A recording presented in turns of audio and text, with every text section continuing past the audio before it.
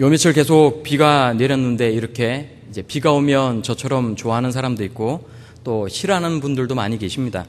보통은 비가 오면 많이 싫어들 하시죠. 저도 원래 비 오는 날을 그렇게 좋아하지 않았는데 이제 비만 오면 컨디션이 썩 좋지를 않더라고요. 기분도 가라앉기 마련이고 또 벌써부터 비가 내리기 시작하면 뼈마디가 아프고 또 온몸에 신경통이 오는지 이렇게 몸이 찌푸둥하니 정말 안 좋더라고요. 사실 비 오는 날이 되면 옷도 다 젖고 신발도 젖게 되고 또 잘못하면 구두 안으로 물이 들어오기도 하고 그래서 어디 들어가려고 해도 양말이 젖어서 들어가기도 참 못하고 그렇다고 발이 젖어 있는데 이게 발이 물에 절도록 이렇게 계속 구두를 신고 있자니 그것도 참 그렇고 여러모로 불편한 날이 이렇게 비가 오는 날이 아닌가 싶습니다. 하나님의 은혜 가운데 오늘 오전까지 비가 많이 오다가 이제 우리 유초등부 아이들이 물놀이 행사를 할 때 비가 많이 오면 물놀이 행사를 어떻게 해야 되나 이제 전도사님이나 아니면 우리 유초등부 선생님들이 되게 기도하시고 고민을 많이 했는데 또 특별히 하나님의 은혜 가운데 이렇게 비가 이렇게 그쳐서 참 감사했습니다. 이 비가 오는 날이 참 싫었는데 언제부턴가 제가 생각이 바뀌었어요. 이게 제가 제 아내하고 이제 교제를 하는데 어느 날 막 비가 쏟아지는 거예요. 그래서 제가 이제 아내한테 나는 비 오는 날이 너무 싫다. 뼈마디가 아프고 온몸이 다 쑤시고 그런다. 그랬더니 아내가 저한테 하는 말이 나는 비가 오는 날이 그렇게 좋을 수가 없다. 이렇게 말을 하는 겁니다. 뭐가 좋냐? 그러니까 비 오는 날은 왠지 기분도 상쾌하고 또 비 떨어지는 소리도 너무 예쁘게 들리고 그래서 너무 좋다는 거예요. 그래서 제가 속으로 제 아내가 이 겉으로 볼 땐 참 그래도 말짱하게 생겼지 않습니까? 근데 이제 제 생각에 혹시 이렇게 비 오고 번개치고 천둥치면 뛰쳐나와가지고 비 맞고 막 춤추는 그런 약간 좀 사이코 같은 사람이 아닐까 이런 걱정을 했는데 한 5년을 넘게 살아봤는데 그건 아닌 것 같습니다. 근데 이제 그러다 보니까 생각이 바뀌더라고요. 저도 이제 그러다가 시간이 좀 지나서 어느 날 이렇게 비가 쏟아지는데 제 아내가 나는 비 오는 날이 참 좋다라는 말이 머릿속에 생각이 나면서 갑자기 비 오는 날이 그렇게 좋은 거예요. 그러고 난 뒤로는 정말 지금까지 비 오는 날이 그렇게 좋을 수가 없습니다. 참 단순하죠. 이게 비 오는 날이 지금까지 그렇게 좋을 수가 없습니다. 제가 무슨 말을 드리고 싶은 거냐면 사람은 어떤 생각을 가지고 있냐에 따라서 똑같은 것을 바라보더라도 이게 좋을 수도 있고 싫을 수도 있는 것 같습니다. 나는 카레를 원래 좋아하지 않는데 내가 좋아하는 사람 혹은 내가 존경하는 사람이 카레를 너무 좋아하니까 어느 날부터 나도 카레가 좋아지는 거예요. 그러니까 사람은 이런 것처럼 어떤 우리의 관점이나 어떤 생각이나 우리의 어떤 시선으로 어떻게 바라보고 느끼냐에 따라서 우리의 어떤 기분이나 사고가 달라질 수 있다는 겁니다. 하나님께서 우리를 다 하나님의 자녀로 불러주시지 않으셨습니까? 그런데 그 기쁘고 감격스럽고 고맙고 행복했던 그런 마음이 이제 시간이 차차 지나가니까 그냥 우리가 시큰둥해지는 거예요. 그냥 일상생활에서 오는 여러 가지 삶의 문제 때문에 그것 때문에 기뻐하기도 하고 그것 때문에 즐겁기도 하고 어떨 때는 또 그것 때문에 슬프고 괴롭기도 한 거 그런 것이 현재 혹시 우리의 마음은 아닌가라는 생각을 한번 해볼 수 있으면 좋을 것 같습니다. 처음에 우리의 구원과 감격과 그 기쁨이 넘칠 때는 다 좋았습니다. 다 감사했지 않습니까? 근데 그러다가 언제부턴가 그 기쁨과 즐거움이 우리 안에서 사라져가고 있는 거예요. 그래서 오늘 우리는요, 그 날이 오면이라는 제목으로 스바냐 선지자의 글을 함께 나누어 보려고 합니다. 스바냐 선지자가 말하는 그 날이라는 것이 도대체 어떤 날을 말을 하는 것인지, 그리고 스바냐를 통해 하나님은 우리들에게 어떤 말씀을 하고 계신지를 함께 생각해 볼 수 있는 그런 시간이 다 될 수 있기를 바랍니다. 스바냐 선지자는요, 엊그제 새벽기도 시간에 월요일 날 이제 그때 함께 봤던 것처럼 남유다의 요시야 왕 때에 활동을 했던 선지자입니다. 북이스라엘과 남유다를 통틀어서 모든 왕들이 하나님 보시기에 정말 너무나도 악했는데 그런 나쁜 모습으로 살아갈 때 하나님을 사랑하고 하나님 말씀대로 순종을 하고 그래서 유대 땅에서 우상과 모든 가증한 것들을 다 몰아냈던 사람, 그 사람이 바로 요시야 왕 아니었습니까? 그런 요시야 왕이 머깃도에서 애굽 왕과 싸우러 나갔다가 죽은 그 이후로 남유다의 국군은 급격하게 쇠락하게 되고 기울어가게 됩니다.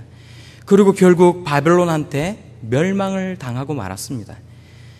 북이스라엘이 망했을 뿐만이 아니라 남유다 왕국마저 이렇게 망해버린 그 이유가 여러분 도대체 무엇이라고 생각을 하십니까? 다 아시는 것처럼, 그리고 스바냐서를 통해 우리가 알 수 있는 것처럼, 이렇게 북이스라엘과 남유다가 망해버린 것은 하나님 앞에 지었던 죄가 너무나도 컸기 때문이었습니다.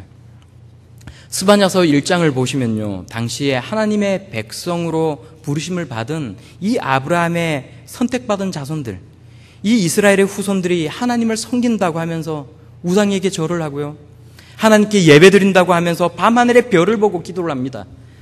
무슨 일이 있을 때 하나님께 기도하면서 하나님께 엎드리기보다는 세상의 우상이나 물질을 더 의지하였습니다.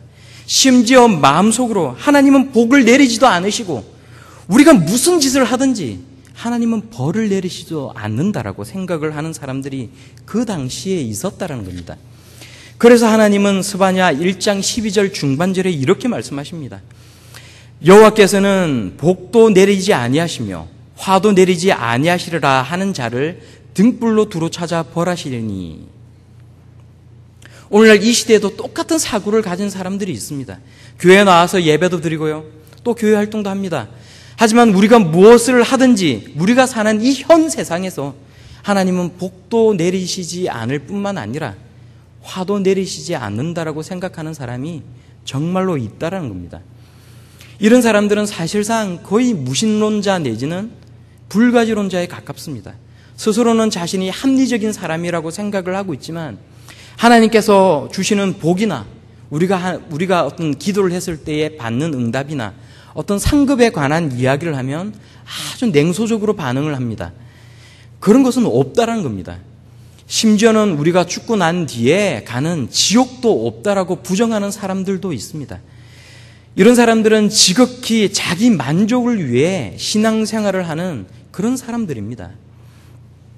그런데 스바냐 선지자를 통해 하나님께서는 반드시 심판의 날이 있을 것이고 그때 이런 사람들을 심판하시되 등불을 켜고 구석구석 찾아서 벌을 하겠다라고 하나님은 말씀을 하고 있다는 겁니다. 사람이 살아가는 이 세상의 구석구석뿐만이 아니라 우리 각 사람들의 마음 구석구석을 찾아다니시면서 하나님께서는 벌하시겠다라고 말씀을 하고 있다는 겁니다. 하나님의 말씀, 하나님의 그 기준이 아니라 자신의 생각과 자신의 관점으로 세상을 바라보고 평가하고 자기의 기분대로 살아가는 사람들을 하나님은 반드시 심판하겠다라고 말씀을 하고 있다는 겁니다. 그러면서 스바냐는 유다와 주변 국가에 임할 하나님의 심판에 대해서도 2장에서 말씀하고 있고요, 하나님의 심판은 지체되지 않고 반드시 임할 거라고 또한 말을 하고 있습니다.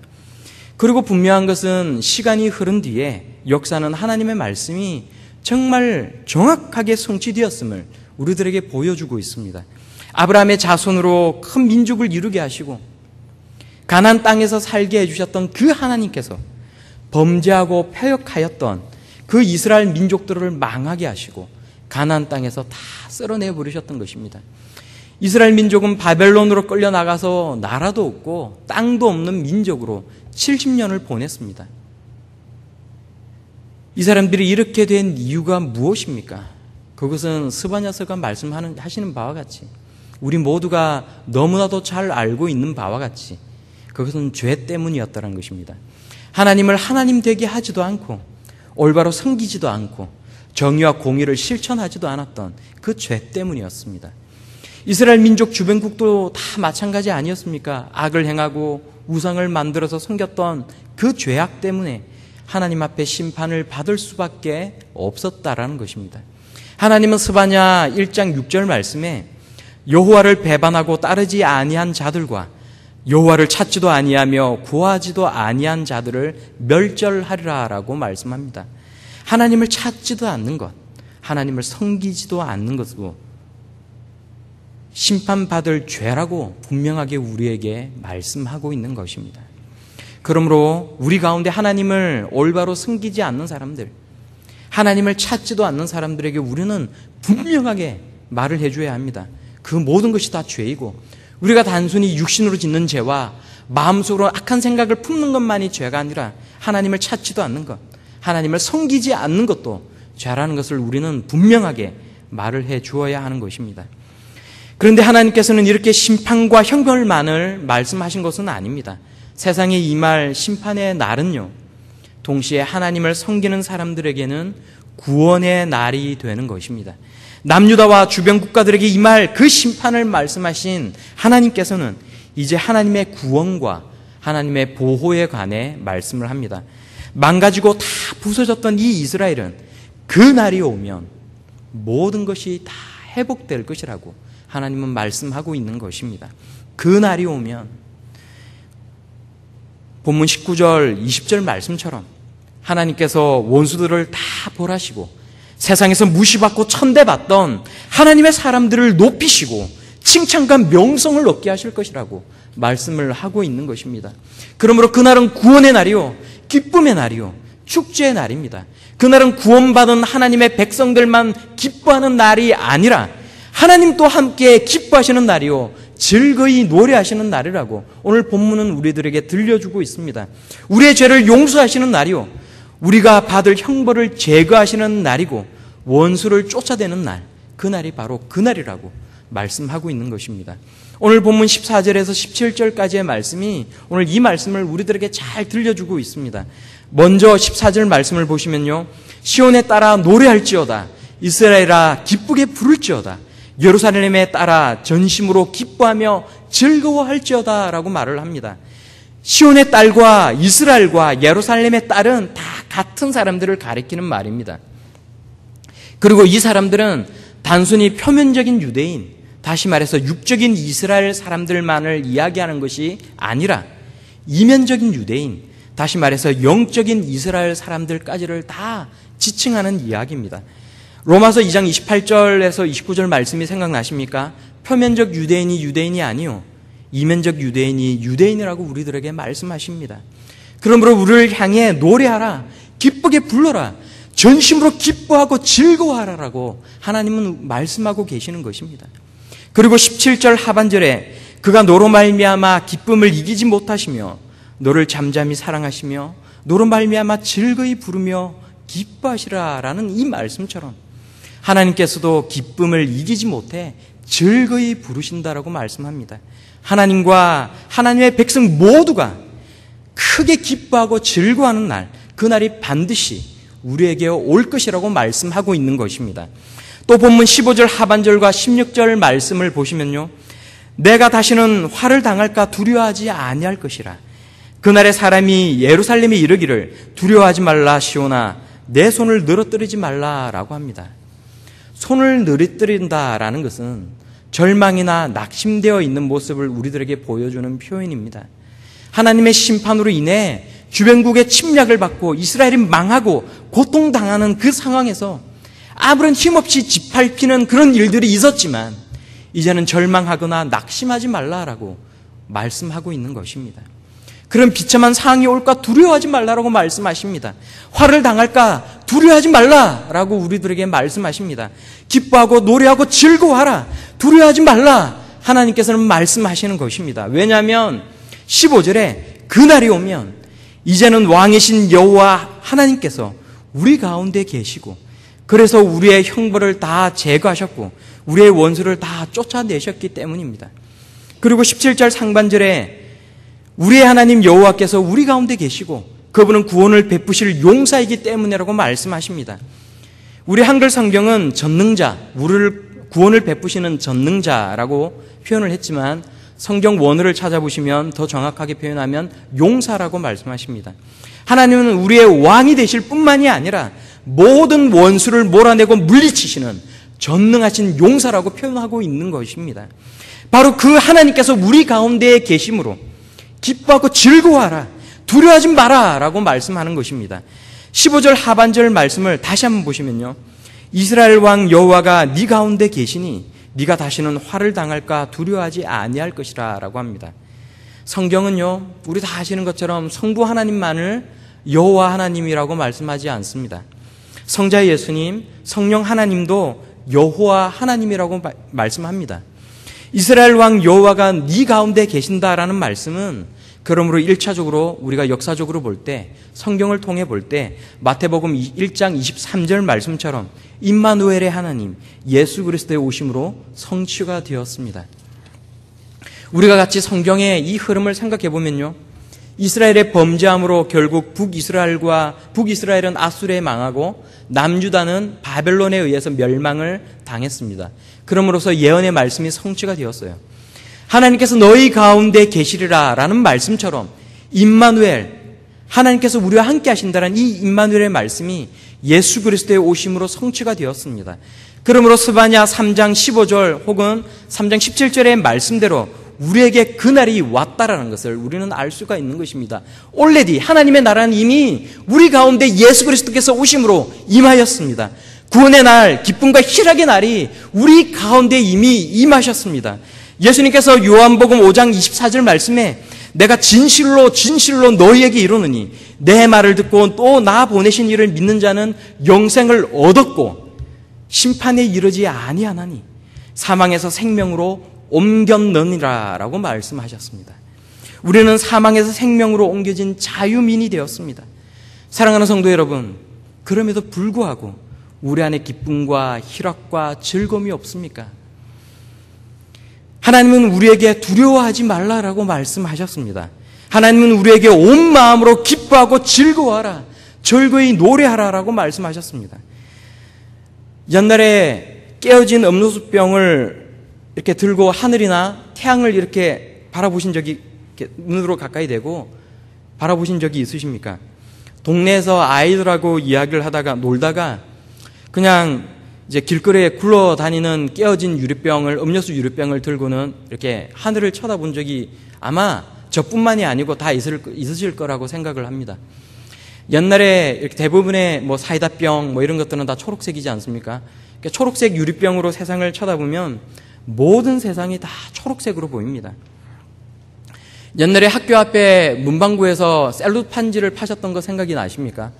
노란색, 빨간색, 초록색, 파란색, 뭐 색색별이 셀로 판지가 다 있는데 셀로 판지로 학교에서 안경을 만들려고 하면 종이를 오려서 안경 모양을 만들고 안경 안에 그 유리알을 대신해서 셀로 판지를 붙입니다. 그러면 빨간색 셀로 판지를 붙인 사람은요, 그 안경을 끼면 모든 세상이 다 빨갛게 보여요. 파란색 셀로판지를 붙인 사람은 모든 세상이 다 파랗게 보입니다. 마찬가지로 노란 셀로판지를 붙인 사람은 다 모든 것이 노랗게 보입니다. 3D 영화를 보러 가면 3D 안경을 줘요. 3D 안경으로 영화 스크린을 보면 이게 다 입체적으로 보이는데 3D 안경을 끼지 않고 그냥 바라보면 이게 무슨 그림인지 이게 뭐 그냥 지저분하게만 보입니다. 우리가 어떤 안경을 쓰느냐에 따라서 세상은 달리 보입니다. 우리가 구원받은 하나님의 백성인데 구원과 기쁨의 안경만이 있는 것이 아니라 또 다른 안경이 있다는 겁니다. 우리가 구원과 그 기쁨의 안경을 쓰고 세상을 바라보지 않고 다른 안경을 쓰고 세상을 바라보게 되면 그 다른 안경을 쓰고 보는 대로 세상이 보일 수밖에 없는 것입니다. 우리의 어떤 욕심, 우리의 어떤 아집의 안경을 끼고 세상을 바라보면요, 우리가 어떤 세상 가운데서 두려움에 사로잡힐 때가 있습니다. 이스라엘의 왕이신 하나님께서 우리 가운데에 좌정에 계시고 우리와 함께 계시는데도 우리에게 심판이 임하고 원수 마귀가 우리를 황폐케 할까 우리가 괴로워할 때가 있습니다.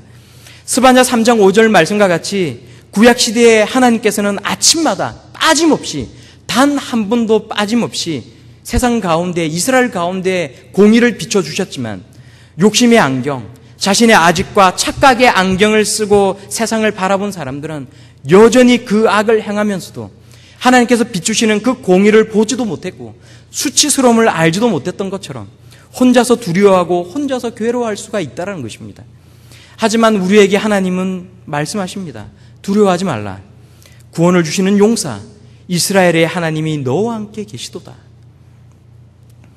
우리가 17절 말씀을 마지막으로 한 번만 더 보겠습니다. 우리가 이번엔 다시 한번 3장 17절 말씀을 같이 읽어보겠습니다. 시작.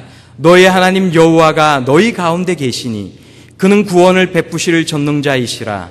그가 너로 말미암아 기쁨을 이기지 못하시며 너를 잠잠히 사랑하시며 너로 말미암아 즐거이 부르며 기뻐하시리라 하리라.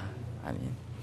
스바냐 이 3장 17절 말씀은 구약의 요한복음 3장 16절 말씀이라고 평가를 받습니다. 요한복음 3장 16절 말씀이 다 기억나시죠? 하나님이 세상을 이처럼 사랑하사 독생자를 주셨으니 이는 그를 믿는 자마다 멸망치 않고 영생을 얻게 하려 하심이라. 네, 이렇게 따라하시는 분도 계시고 입으로는 따라 안 하셨지만 마음속으로는 따라하시는 분들도 계십니다. 그런데 그날에 하나님이 세상을 이처럼 사랑하사 독생자 예수 그리스도를 우리에게 보내주셨습니다. 그리고 예수님은요, 세상의 영이신 성령님을 각 사람에게 그 심령 가운데에 보내주셨습니다. 그러므로 모든 그리스도인은 그 안에 예수의 영이 계십니다. 왕이시고 모든 악한 세력으로부터 지켜주시고 보호하여 주시고 우리의 구원을 이루어 주시는 그 하나님, 전능하신 용사께서 우리 안에 좌정하고 계십니다. 그런데 그 하나님, 우리 안에 계신 그분께서 우리를 얼마나 사랑하시고 기뻐하시는지 너로 말미암아 기쁨을 이기지 못하신다라고 표현을 하고 있지 않습니까? 너를 사랑하는 마음으로 잠잠히 계신다라고 말씀합니다. 너로 말미암아 즐거이 노래 부르시며 기뻐하신다라고 표현합니다. 우리 안에 계신 하나님께서 바로 우리 때문에, 나 때문에 그렇게 하신다라고 말씀하고 계시는 것입니다. 나 한 사람 때문에 하나님께서는 기쁨을 이기지 못한다라고 말씀하고 계시는 것입니다. 17절 말씀에 너를 잠잠히 사랑하시며 라는 말은 원어로 보면 사랑으로 잠잠히 계신다라는 말입니다. 잠잠히 어떻게 사랑하십니까? 잠잠히 사랑하십니다라는 말이 아니라 사랑 때문에, 그 사랑으로 인해 우리를 하나님께서는 잠잠히 계신다라고 표현을 하고 있습니다. 이 말씀은 사실 두 가지로 번역이 가능한데요. 그가 너로 말미암아 기쁨을 이기지 못하시며 사랑으로 잠잠히 계시도다라고 표현을 하는 것을 볼 수가 있습니다. 이게 무슨 뜻입니까? 우리에 대한 그 깊고 안정된 그 사랑의 상태를 우리에게 보여주신다는 겁니다. 우리로 인하여 기쁨을 이기지 못하시고 우리를 사랑하는 그 사랑으로 하나님께서는 잠잠한 가운데, 안정된 가운데 우리를 바라보고 계신다라는 말입니다. 우리의 죄를 다시는 기억하지 아니하시고 우리를 벌하시지 아니하시는 그 하나님의 마음의 상태를 이렇게 표현하고 계시는 것입니다. 또 이 17절 말씀은요, 사랑으로 너를 잠잠케 하시며 라고 번역을 할 수도 있습니다. 이 말씀은 심판과 형벌 후에 찾아온 아주 그 평화로운, 이스라엘의 평화로운 상태를 이야기하는 것입니다.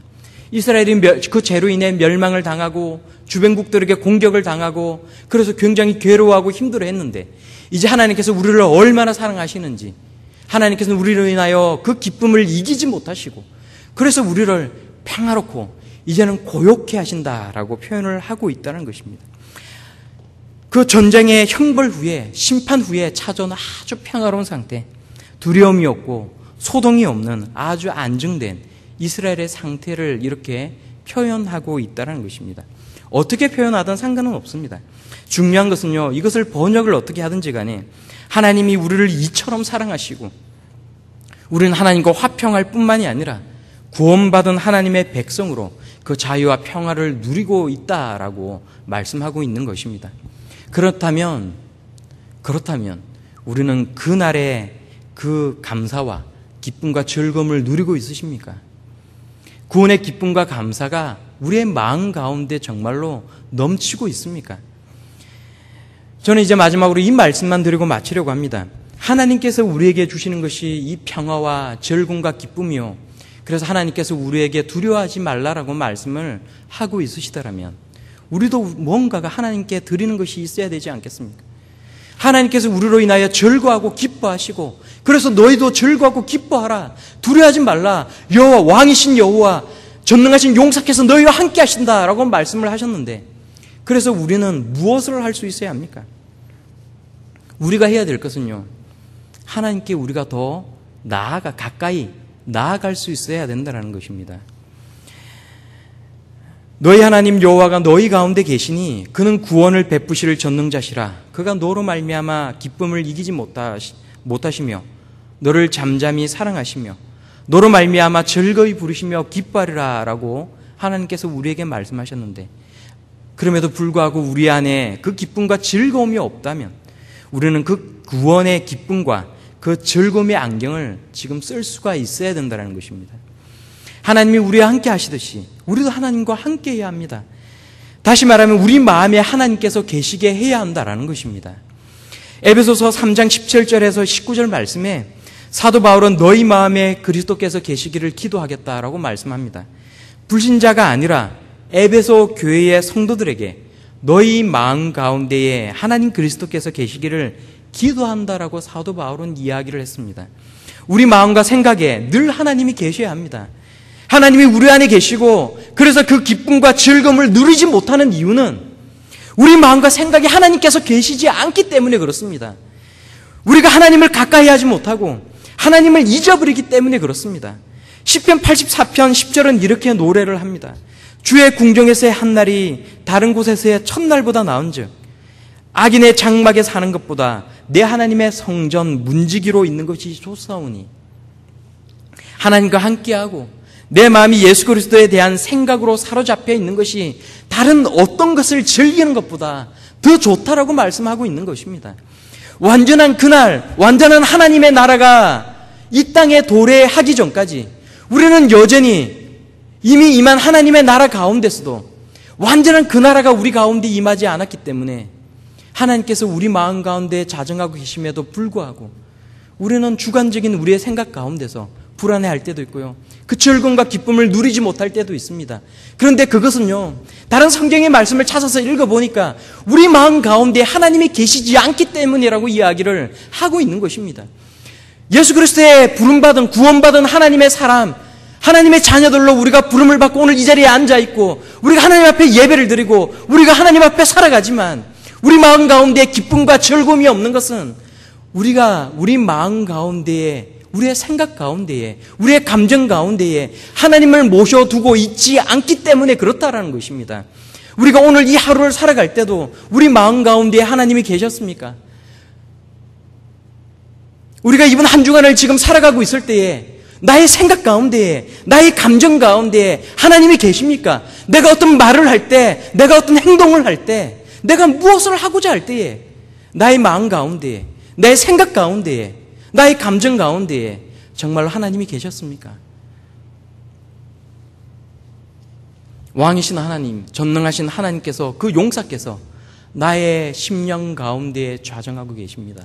그러나 그럼에도 불구하고 내 마음 가운데 내 생각 가운데에 하나님을 가까이 하지 않는다라면 우리는 그 구원의 기쁨과 즐거움을 누릴 수가 없다라는 겁니다. 그러므로 우리는 하나님의 구원의 그 기쁨과 즐거움을 누리기 위해서는 우리에게 찾아오신 이 하나님에 대해 끊임없이 생각할 수 있어야 합니다. 그러므로 우리의 기쁨의 날, 구원의 날, 이 축제의 날을 누리며 살아갈 수 있어야 하는 것입니다.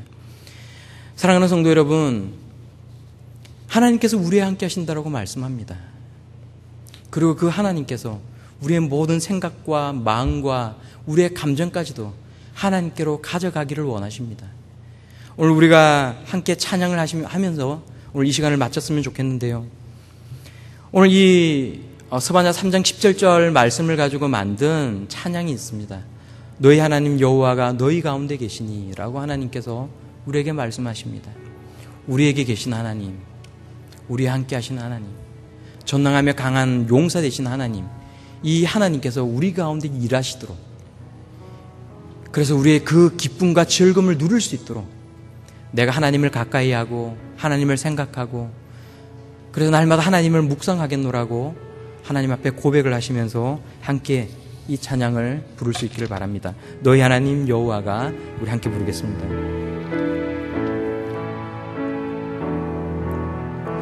너의 하나님 여호와가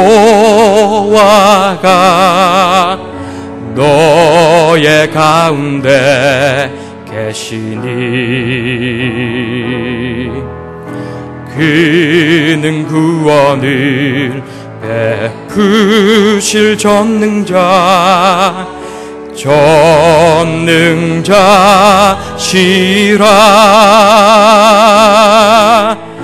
그가 너로 인하여 기쁨을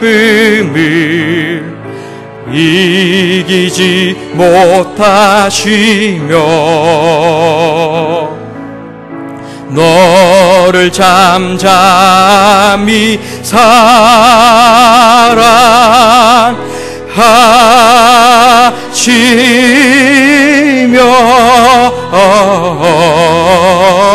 즐거이 부르며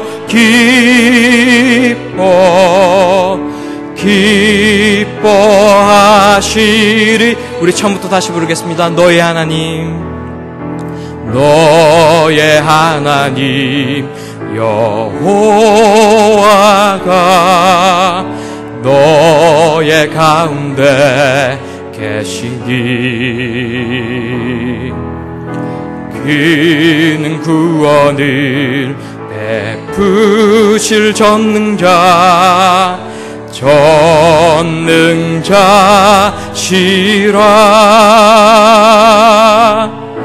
그는 너로 인하여 기쁨을 이기지 못하시며 너를 잠잠히 사랑하시며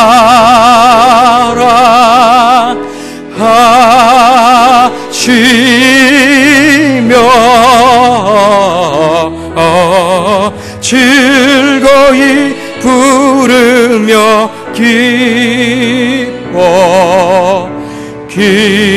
기뻐하시리라. 즐거이 부르며 즐거이 부르며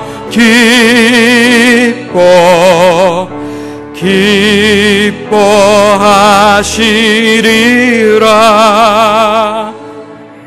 우리 함께 이 시간 기도하면서 나아가겠습니다. 이 시간 우리가 함께 기도할 때요, 나의 삶 가운데에 내가 얼마나 하나님께서 나에게 베풀으시는 그 기쁨과 즐거움을 노래하면서 살아가는지, 내가 또한 날마다 얼마나 하나님에 대해 깊이 생각을 하며 살아가는지, 나의 입술에 쏟아내는 말과 나의 생각과 나의 감정 가운데 얼마나 하나님을 담고 있는지, 그래서 내가 얼마나 하나님을 생각하고 살아가고 있는지를 이 시간 생각하시고, 그래서 그래야지 못했다라면 이 시간 함께 하나님 앞에 회개하시고, 그래서 날마다 하나님과 동행하며 살아가는 하나님의 자녀로서 날마다 하나님을 이야기하고 하나님을 묵상하고 하나님을 생각하며 살아갈 수 있도록 도와달라고 이 시간 함께 소리 높이 기도하겠습니다.